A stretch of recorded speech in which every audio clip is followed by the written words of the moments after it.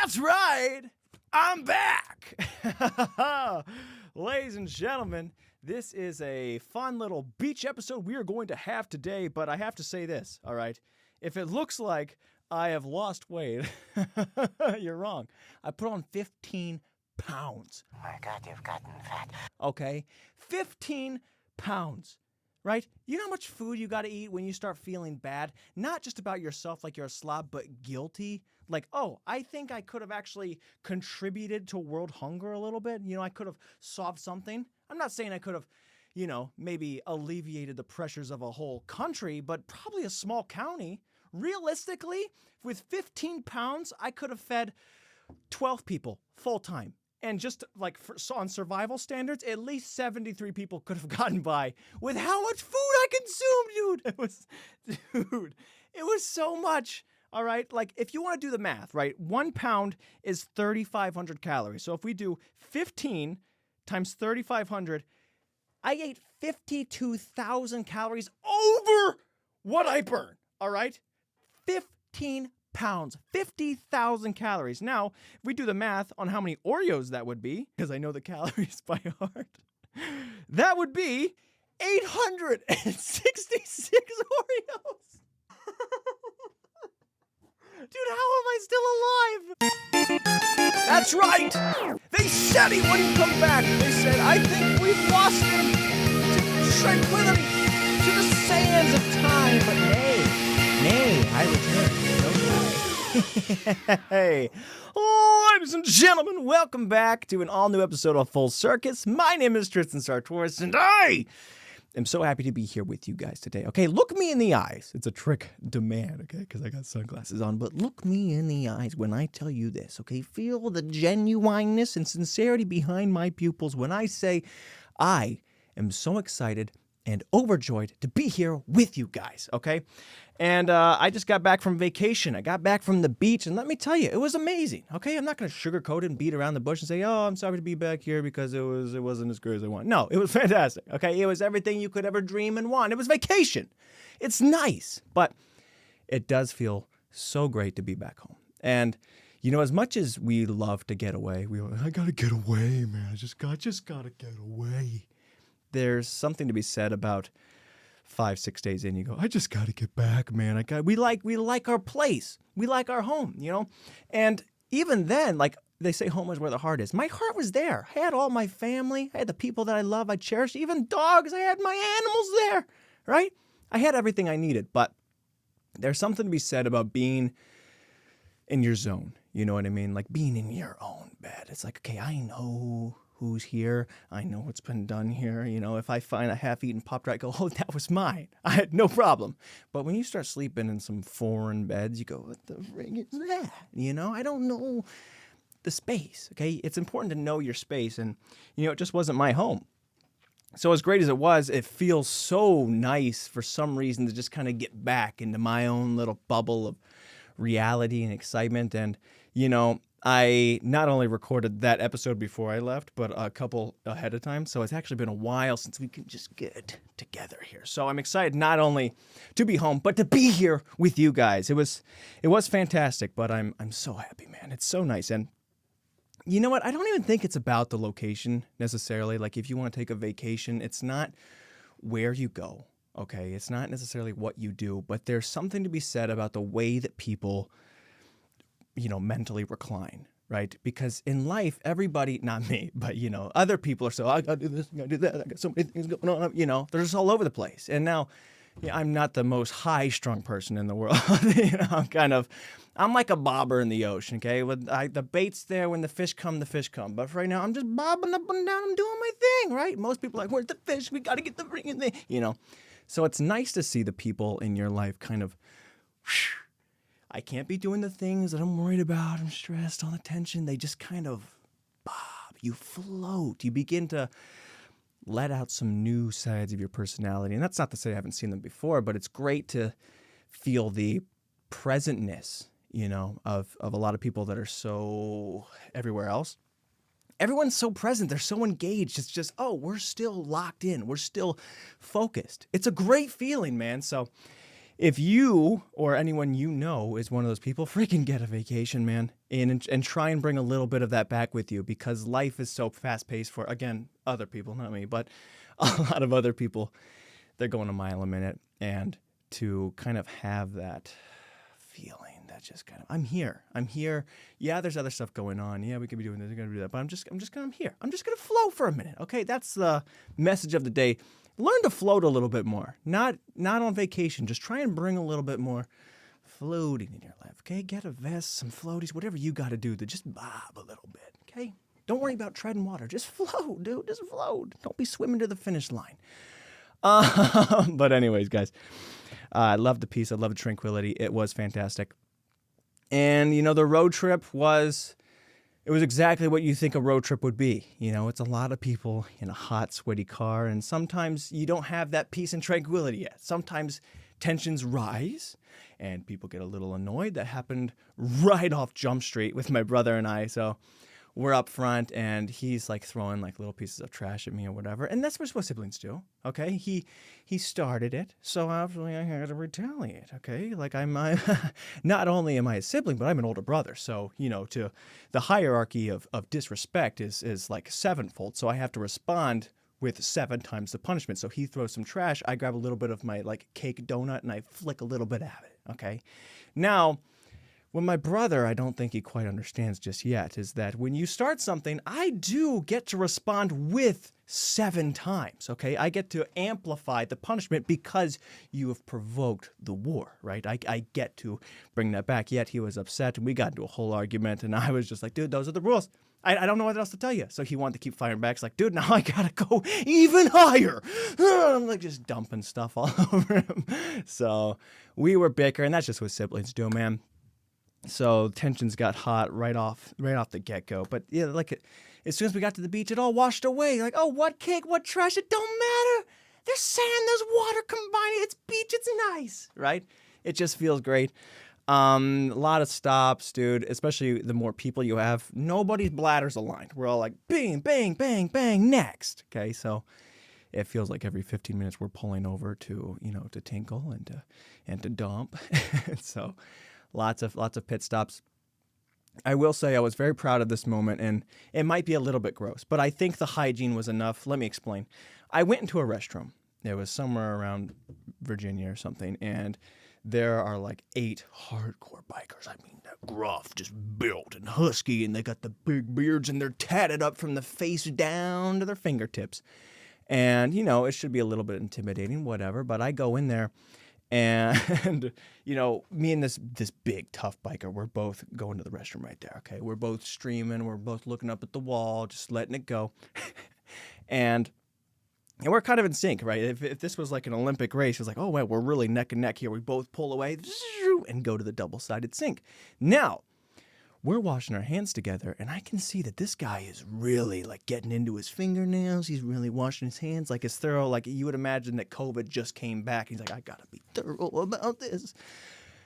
I felt like I had already washed my hands decently enough, okay? I didn't pee on my hands. My hands were decently clean to begin with, okay? So I was like, you know what? I've already washed it. And I took an unnecessary amount of pride in the fact that for as tough as this guy was, I was like, yeah, dude, I don't even need all that. Like I got enough soap. You need 3 pumps? 3 pumps of soap?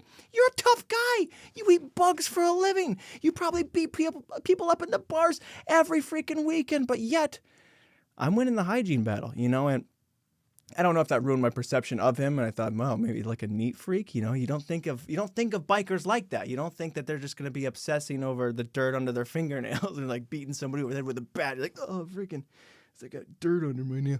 So he did 3 pumps, I did 2, and I got out of there before him.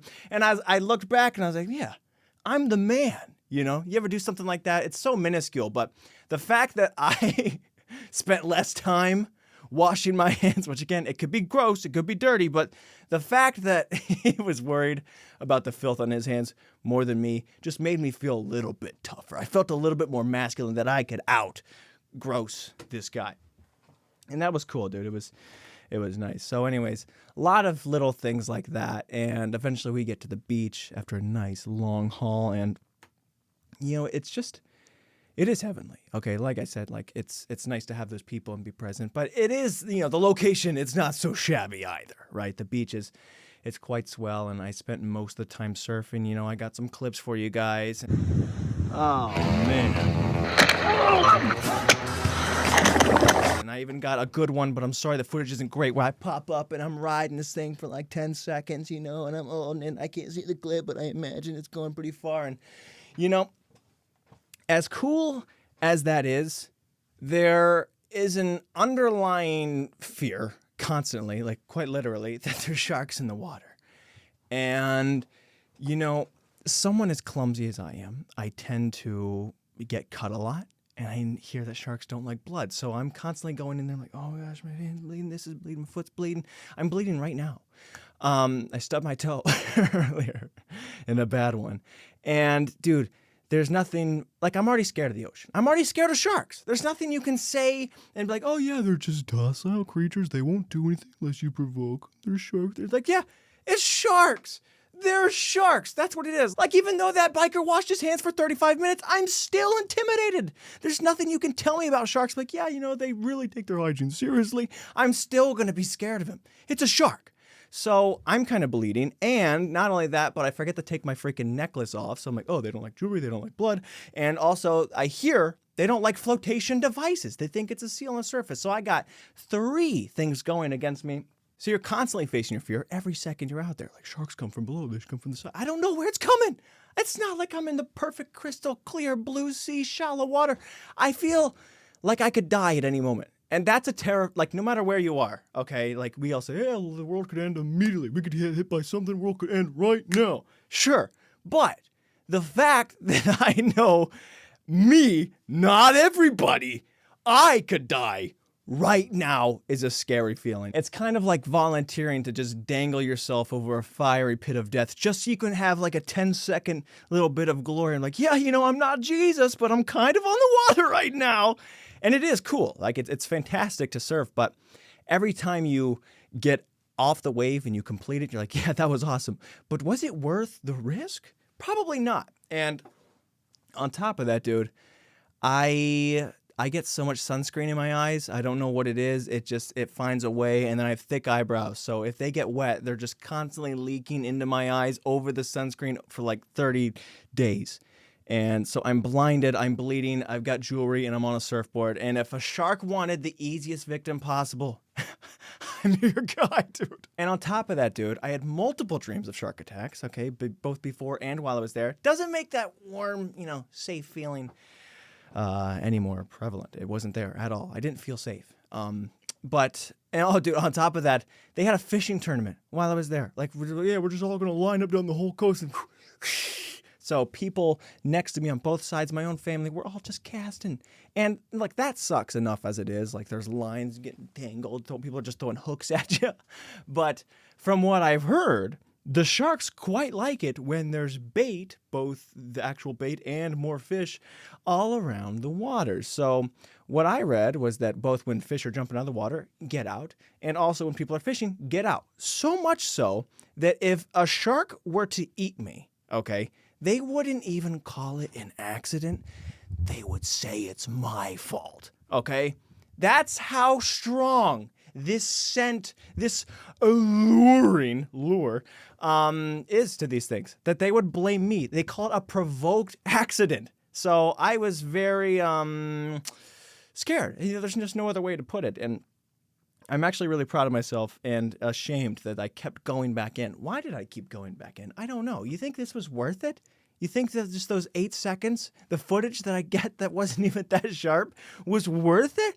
No, dude. It's not worth it, Like, there's nothing worth death, right? I challenge you to give me one answer. Tell me one thing that is worth death to you. What is worth risking death? You got nothing, do you? It's death. Death wins the battle. Rock, paper, scissors, death. It gets all of it, So I'll have to revisit that in the future and think, is this worth it? Probably not. But I'm a product of the moment, baby. Like I said, I'm just floating. I'm not thinking about things as much. I'm a little worried, but I'm like, this will be worth it. What an idiot. hindsight is 20/20, and it's weird to look back at yourself even when you survive and be like, you fool, which is a unique feeling. But anyways, man, it was great. And like I said, dude, I had a ton of food. As peaceful as it was, okay, like I said, everybody's kind of present and doing their thing. There is something to be said about family dinners. Because, look, when there's special moments, special occasions in my family, we like to accentuate the moment with a exciting meal.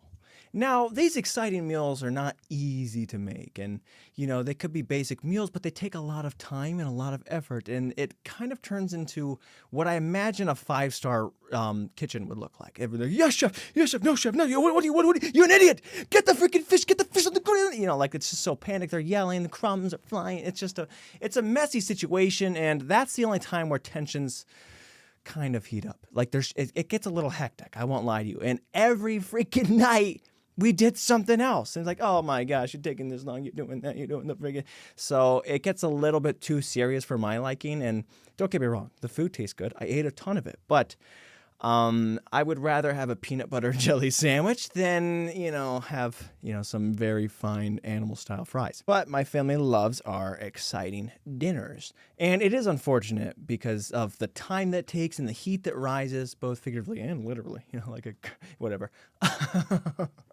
But, you put all this work in and you sacrifice so much, peace in the house, and then the meal's gone in about 7 seconds, done. We like hours. You go all the way out to town. We got all the things. We're peeling, we're baking, we're, whatever, right? I didn't help a lot, as you can tell, because I don't actually know what I'm saying. I'm like, yeah, they freaking did the thing, they put the whatever. I didn't contribute a ton, but other people were doing a lot of work, and and maybe that's why tensions were high, because I wasn't contributing. But, for all that goes into it, and then you're just like, no. That was it? Like, there's a lot. Again, it's kind of like that risk versus the payoff. Like, it's kind of like the surfing of life, is to risk that much peace and that much tension and the estrangement that could come from it. It's a lot of things you're putting on the table. Again, but for all that, and then, there's not a lot of payoff. It's like, oh, that was 7 seconds, 7-second wave, 7-second meal. That's it? Are we really willing to kind of go through all that again? 7 nights in a row? And we're getting fat? Are you kidding me? What are we really winning here? It was fine. It was nice for those 7 seconds. I will tell you, dude, there was a funny dinner that we had where my mom was going to be making spaghetti. This was one that wasn't hectic, but very time-consuming, because they were going to make some pasta. And they were at the store, and my dad goes to grab just jarred pasta sauce. Now, remind you, well, darling, okay? Now, my dad was making fun of my mom, and this is a funny story, but I love not only the effort of my mom, okay, and the care, but the Italianism that I knew as soon as I heard it, that I was like, I gotta talk about it. My mom slaps the jar out of his hand and goes, my children will not have a job, pasta sauce, right? So she comes home, and I gotta say, 7 hours of in the kitchen, mix up the sauce and the garlic, like all that goes into this freaking thing. When she could be having a pleasant day at the beach, she had to have the Italian authentic sauce, So it was pretty time consuming. And I just gotta say, I appreciate the freaking crap out of my mom, okay? Not only as a mother who cares and puts in the work for her children, but as an Italian, that you're willing to go through all that, it's a silly thing, and it made me so happy, and filled with love and care. They say meals can really serve that kind of that love and warm feeling, and that was a great one. It's a shame that it was just 7 seconds. All right, thanks, Mom. But what are you gonna do? Italians are going Italian. So listen, even with all these dinners and all the chaos that ensues, the beach and the vacation, again, that kind of just presentness, it does win back over. Like, those things, they're so fleeting. Like, you think things are just going to go great at the beach. They don't, right? You go on vacation, you think, I'm going to do this, I'm going to do that, I'm going to do that. It never works out. The thing is that you want to plan, that plans don't work. That's just the nature of the game. If you're going to find that out now, let me be the one to break that news to you. whatever plans you're trying to write up and, give up to life and say, hey, this is what I'm trying to do, it's not going to work. Denied, shredded, right? So just forget about it and just do. That's what I'm saying. Just float, because nothing's going to work out anyway. Just do your thing and nothing can hurt you. But yeah, we tried a lot of different things and none of it worked, right? The meals, the dinners, they didn't go as planned. And we tried to go out as a family like multiple times, and I was in charge of like kind of coming up with what we were going to do on these nights. Like, hey, let's go to the mall, let's go check out the shops. And like, yeah, we're going to do it. Now, there are so many people that it took quite a while to get out there. So by the time we get there, everything shut down. Multiple nights in a row. We tried to go someplace, whole mall's closed down, so we're just throwing turtle food into a pond. That was the exciting night on the town that we had. I thought we were going to go get ice cream, maybe go bowling, see a movie, just shop around, do some things. We ended up on like an abandoned dock. All the lights are out and we're using the little 25-cent dispenser. Like, hey, you have some food, turtles. Can't even see the turtles. It's so dark. So it didn't go as planned, but it didn't matter because you're at the beach. It's just move on. Just presentness. That's what it's all about. It feels good. Now, It took a minute for some people. They were pretty harsh. They were blaming me. Oh, way to go, Tristan. You blamed us. Like, hey, by the way, I suggested this idea this morning. Okay? Like, I didn't think we were going to come out here at 10 o'clock at night. But you know what? I get over things pretty quick. They're like, hey, this is all your fault. Like, oh, you're right. But you know what? I'll get over it. Don't even worry about me. I'll get over it. I threw a nectarine onto the beach and it covered the entire shore with horseflies, and they ate us for like the whole week while we were there. Again, didn't go as planned, and it was my fault, right? I was like, hey, this nectarine, see ya. I thought biodegradable things will eat it. It'll be fine. But they lingered, and like, oh, way to go. You freaking did this. We can't even enjoy the beach now. And look, I'm so present that even when people are attacking me, I'm like, oh, yeah, don't even worry about it. I'm fine. I'm already over it. Like, no, you shouldn't. You can't. What? I'm just easy. I'm easy breezy. Like, I'm a product of the moment, baby. Okay, like if I'm willing to risk my life for a 5-second wave on the water and almost die to a shark, you think I'm not gonna think ahead enough to throw a piece of fruit on the sand? I don't think, man. I'm just doing, right? Much to the chagrin of other people, but again, I'll get over it. What are you gonna do? What can we do but just live? What can we do but bob and float? So that was awesome. So things didn't work out. Again, multiple nights in a row. I never actually saw the inside of any of the stores. Like all these different movie theaters and shops and bowling and golf. Like we didn't go anywhere. We didn't accomplish any of it. We ended up going to the 24-hour pier. All right. That was the most exciting night on the town that we had, was we went down the old rickety, swaying with the ocean. There's fish being chopped off live. It's not the most luxurious place to go, but look, when you're just being there and in the moment, look, now they were a little bit upset with me, okay, admittedly, because I had planned it and it didn't go according to, the plans. They got shredded. But they got over it quick, all right? And we were just there to be present. We're like, yeah, we were going to go try and do all these things. We got dressed. We were wearing our Sunday's best, okay? I had the freaking shirt unbuttoned, sunglasses down at night. Who wears sunglasses at night? I was feeling so fancy. We thought it was going to go well. It didn't. And now, for all that we had hoped, we're walking down a pier.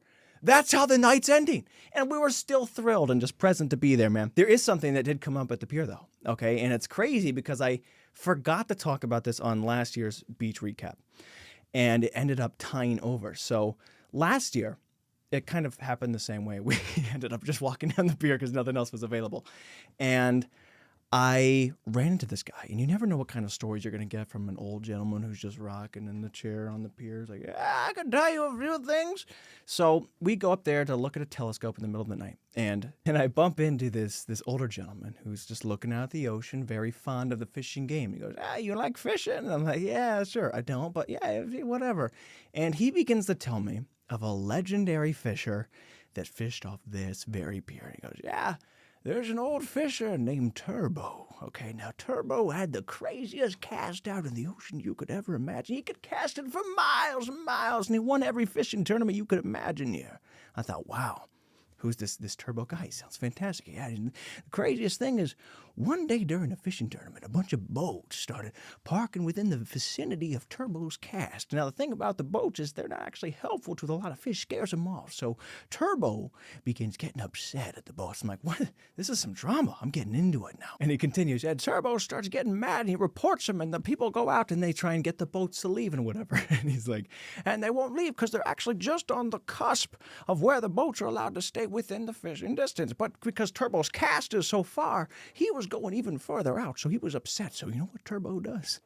He casts the meanest cast you could ever imagine, and somehow the way his bobber and his reel and the wire gets within the motor, it blows up both of the boats' engine, and they end up stuck, and they have to tow the boats out of the water, and Turbo ended up fishing the rest of the day, and I swear to God, he won that tournament. I was like, holy crap, this Turbo guy sounds like an Avenger. I wish I could have been around for all these moments. This is wild. You never know what you're going to hear on the pier. And then he goes, and listen to me. See that guy right down there? That's Turbo. I look down into the corner, and there's a guy who's sleeping, huge beard, like it's a saloon, like he's in the corner. And I was like, holy crap, the legendary Turbo. And I never got to meet the guy, but I was so amazed with the tales. All right, now, could they be fact-checked? Do we know if there's more to it? No.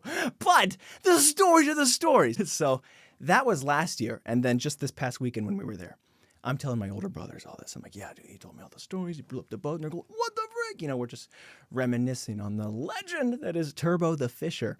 And as I'm telling him these stories, we walk past this gentleman who's just fishing over the line. And I start talking about Turbo. I was like, yeah, I don't know where Turbo's been and what's he been up to. And he does this. He just kind of like starts listening. You know, he can see he's like, he's not looking at you, but he kind of just leans his ear just a little bit closer. I'm like, what is this guy? It's not like he's interested. It looks like he knows something.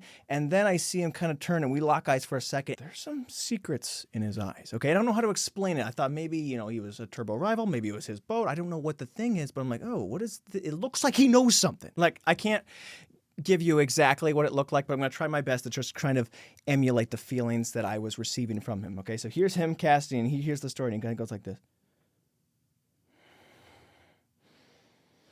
Secrets, you know, I felt it from him, and I just kind of shut up and we walked away. Now, as I get further down to the pier, where I originally met the older gentleman who told me the stories of Turbo, I come across a group of fishers, and they're telling a story, and I'm getting closer. It's kind of just mumbled and jumbled. And the first words that I hear out of these people are, and then he killed himself. I was like, what the frick did I just stumble into? And I tried to listen further, and look, I don't want to believe it, but they were talking about a fisherman. They didn't say Turbo, but they said somebody killed himself. He was a fisher. And then that with the weird glances of the guy, and they just kind of stopped in the crowd and went, oh, they all gasped like it was a legend. It was a legend, and the only legend that I know is Turbo. Turbo the Fisher is a legend. Now look, I have an active imagination. That's no secret. So when I hear all this, I'm immediately trying to put all the pieces together. And the first story I come up with is Turbo the legend, okay? He does all these amazing things, all these amazing accomplishments, but when you're amazing, you make some rivals, okay? So I'm thinking maybe he blew up these boats, and these people want revenge. Boats are expensive, from what I hear.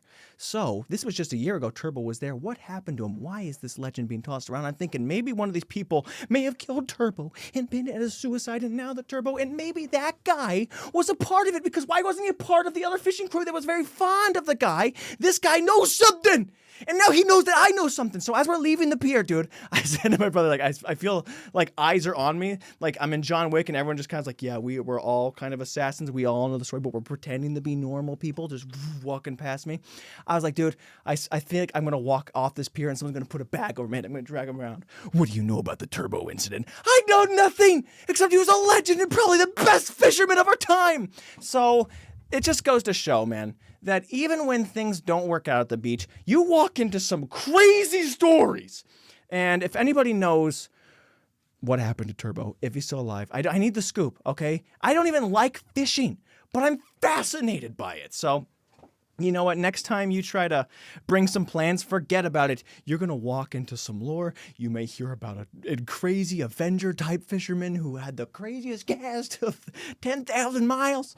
And I just want to know more, but I'm also scared. Maybe I shouldn't even be talking about it on the podcast, because if someone's going to see this, like, oh my, what's this guy's name? He knows about Turbo government. So anyways, that was the craziest night that we had out on the town. I will say that we were able to get ice cream a couple times, and that was kind of wild in itself. I felt a little bad because we went to Dairy Queen and everyone was blaming me. Tristan, you didn't guess you were in time or whatever. And we go to Dairy Queen, and I order a banana split, right? I'm kind of like first in line. And immediately after, my brother's like, I would also like a banana split. Like, sorry, he got the last banana. And I was like, oh, they're already mad at me. And I just got the last banana split. Yeah, baby. I'll get over it. So it was all my fault. But look, things work out for me, and they'll work out for you too. If you just kind of let it go, man. Just be present, and hopefully you'll hear some amazing stories. But yeah, so we got ice cream at Dairy Queen one night, and then the next night, like I was saying, things work out, but things didn't quite work out at this next place. Okay, so we went to Dairy Queen this one night, and the next time we were even later to get out onto the town, so we end up going to Ben & Jerry's.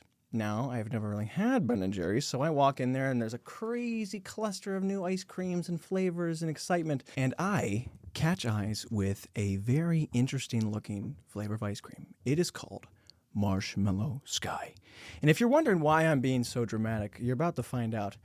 I get a nice ice cream cone of this Marshmallow Sky, and it's got marshmallow and chocolate, and it's blue. It's my favorite color. Like, this is going to be a good night on the town, okay? I'm not saying it's going to top the Turbo Stories, but I'm excited. So we all get our ice cream. We go back out into the parking lot, and everyone's eating. They're laughing, and I take a couple bites of the ice cream, and immediately my tongue starts itching. I go, what the frick is this? What's going on?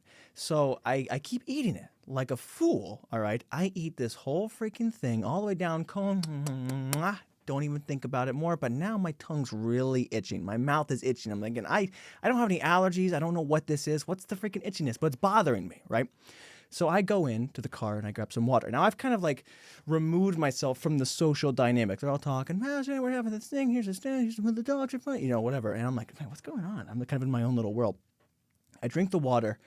Whatever is on my tongue and in my mouth spreads down into my throat. And I start feeling really weird really fast, so much so that all this noise just goes, it's all like mumbled. I'm like, what? Like, I'm kind of like swimming in reality. I'm like, oh no, am I having an allergic reaction? And I start getting scared. I'm kind of just like pacing. I'm trying to be off in my own zone, and I feel like my throat is closing up. I'm like, you can still breathe. You can still breathe. Every time I try to swallow, my tongue feels like it's getting thicker. My throat is constricting, and they're like, hey, are you okay?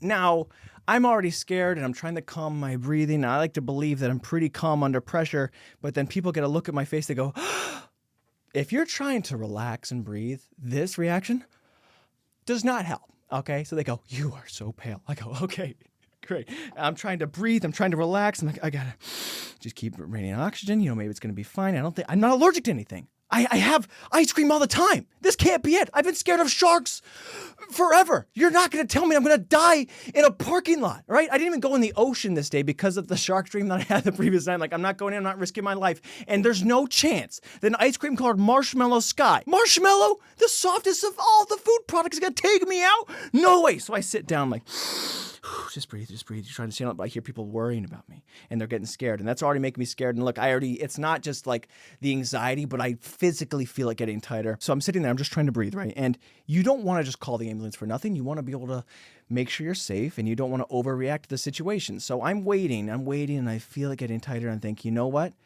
I'm at that threshold. This is the line right here where if I don't call for somebody, I feel like, you just feel it in your soul, like I'm going to die. And that's a scary thought. So I'm like, call the ambulance.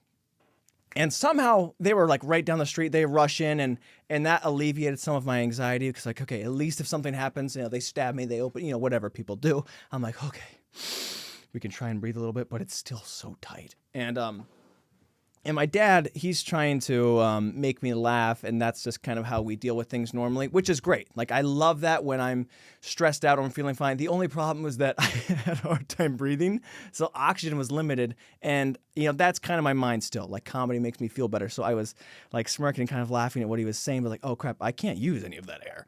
And, my dad got the shot of the ambulances pulling up and going.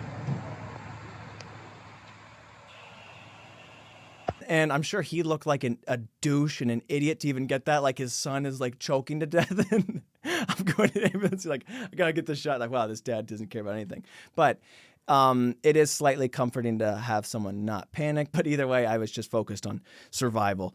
So I get in this ambulance and we're flying down and she's like, okay, we need to do an IV. Okay, because I don't even know what she was saying because I was just focusing on breathing. They say the IV is going to get in my system. It's going to, deal with an allergic reaction or something. So they pull out a needle. And by the way, we're flying down the road right now. I'm like, okay, you know what? This is not the best time to be doing this, but you're a trained professional. Surely this will go well. It's like, okay, we're going to put the needle in. Oh, the vein blew. I'm like, oh, ouch. So now I'm in pain and my throat's closing up. Like, okay, we got to get in the EpiPen, get in the epinephrine. We got to figure this out. And it's not really helping a lot either. So I'm just like, we just got to calm down. And luckily, dude, something about Southern hospitality is just so nice. They're just all so friendly. Every sentence ends with my friend. How you doing, my friend? All right, my friend, just here's what we're going to do. Okay, it looks like the vein didn't work out thing, but we're going to get through the thing. We're going to do the thing. How's the ice cream? And it was really swell. I do appreciate the lady talking like that. And even at the hospital, like, hey, how you doing, bud? It's just, there's something comforting about it. You gotta, if you've never tried a Southern hospital or a Southern ambulance, go meet the EMTs. They are friendly. They're nice. If there's ever a group of people that can calm you down, I think it's the Southerners. They were great. There is something like kind of phony that you always feel with doctors and people like that because, it's just bedside manner. Like, oh, yeah, we're going to be doing this. Oh, tell me about your thing. That's fine. They're not really listening.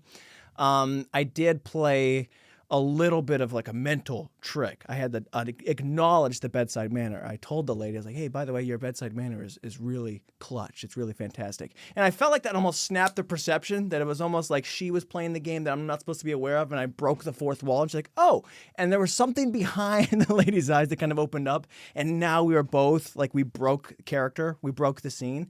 So I felt really proud of that, even though I felt like I was dying. I was like, yeah, we still figured him out. We got him. They can't pull the wool over our eyes, okay? I am the actor. I know what's going on in the scene. I will not be outacted in my own scene here. So that's what I was thinking about. And we get to the hospital, and after so many pills and steroids and injections or whatever, I'm starting to feel a little bit better. But they can't let me go home out of fear of a delayed reaction. Like when it wears off, it'll come back. So we stay there until like 3 or 4 in the morning, which sucks because I wanted to watch the Colorado game. And my phone was dead, so I'm laying in a cold hospital bed all night with like 3% battery, like checking the score every like 30 minutes. Like, okay, yes, that's all we can do. Okay, we get spare it. Use it sparingly. And Colorado won. Yes, it was great. But you know what? Again, even when things go wrong, this kind of moment I had with my parents who just stayed up all night trying to make sure their baby boy was all right. I felt loved. I felt protected. I felt cared for.